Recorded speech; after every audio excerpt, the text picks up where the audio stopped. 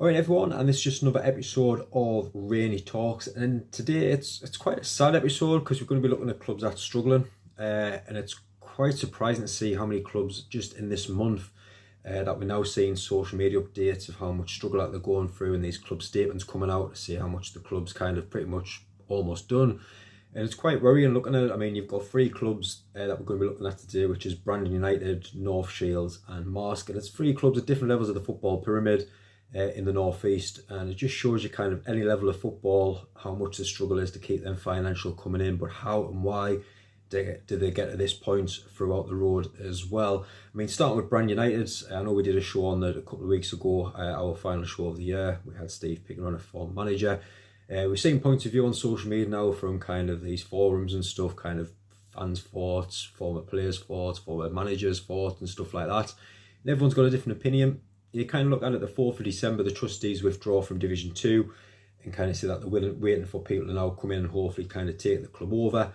Gone very, very quiet, not many updates at all from the social media side of things until today, which is kind of leaving it right to the last minute, but a new statement that's just came out within the last hour or so, to say that if they don't find a potential person to come in by the 18th of December, which at 5 o'clock as well, only given 2 days, that could be it for the club.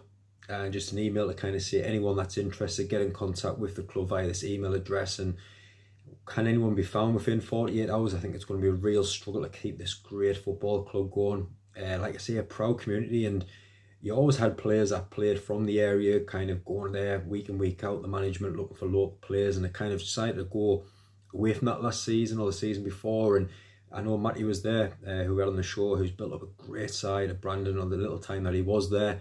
Got the local people back on board, the youth teams as well, and things were going great. And to see the club where it is now, it's really sad actually, to see the differences, how quick even a 24, like you say, 24 months can be and stuff like that in the game of football. It just shows you how things quick can change.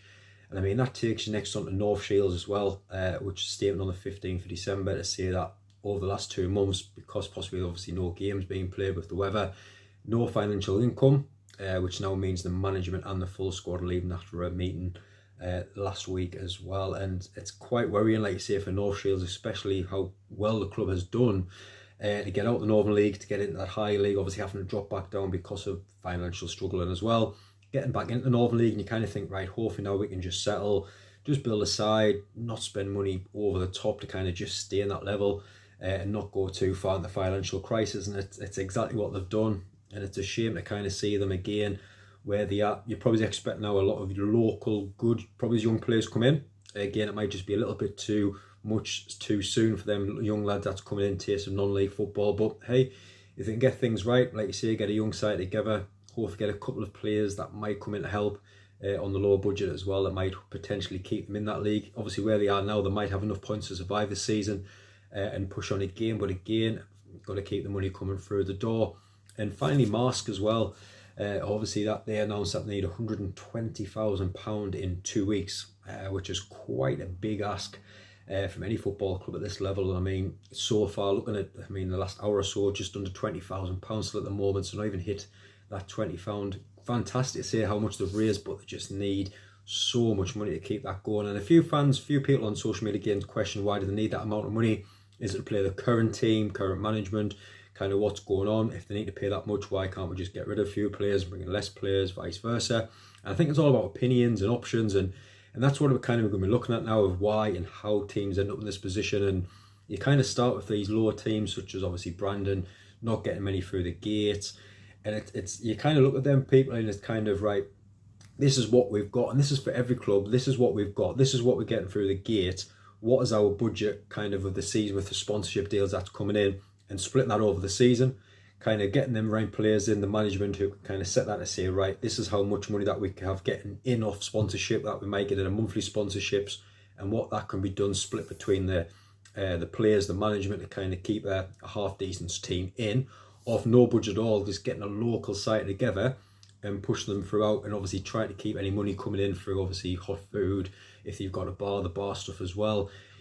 Going into kind of the next two clubs obviously, and they've kind of pushed up the pyramid and stuff like that, and it's quite a shame to see North Shields drop out in the Northern League, and obviously what's happening is now But I think obviously dropping back down to the Northern League and a lot of high expectations to put on the team to say, right, we've dropped back down, we must go and win the league, or we must be up here.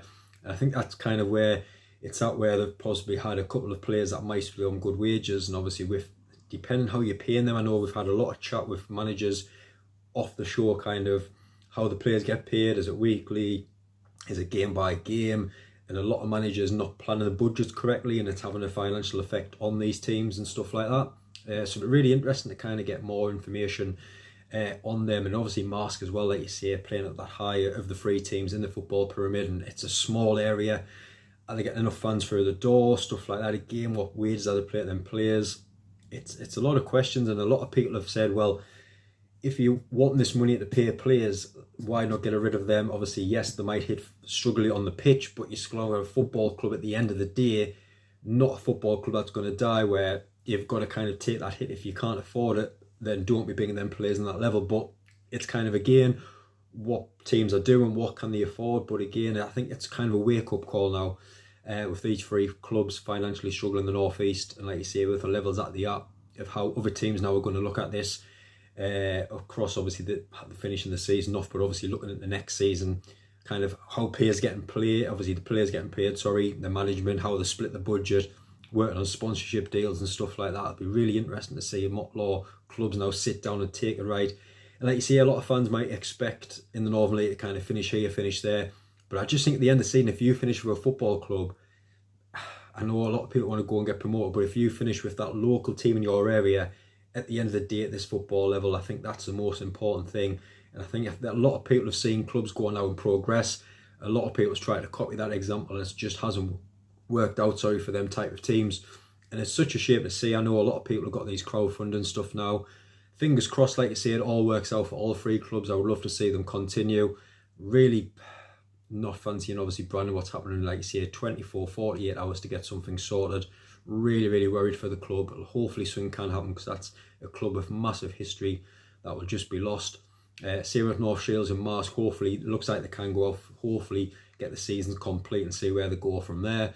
Will clubs now want to finish that high in the pyramid? Obviously, with promotions having to take it, will things change where you might get asked to take the promotion or not? It's a lot of questions that's got to be asked by FA down to club level, and I think it'd be really interesting to see now what teams now do going forward financially, and kind of players, managers, type of how they're going to set things up to going forward as well. I mean, what's your thoughts on that? I would love to hear your thoughts in the comments. Why teams are struggling, why people are asking for these crowdfunding things where kind of, right, hold on, you know your budget, why have you overspent, stuff like that. Get your comments, and I would love to have a read through them. And if you haven't already, please hit that subscribe button as well.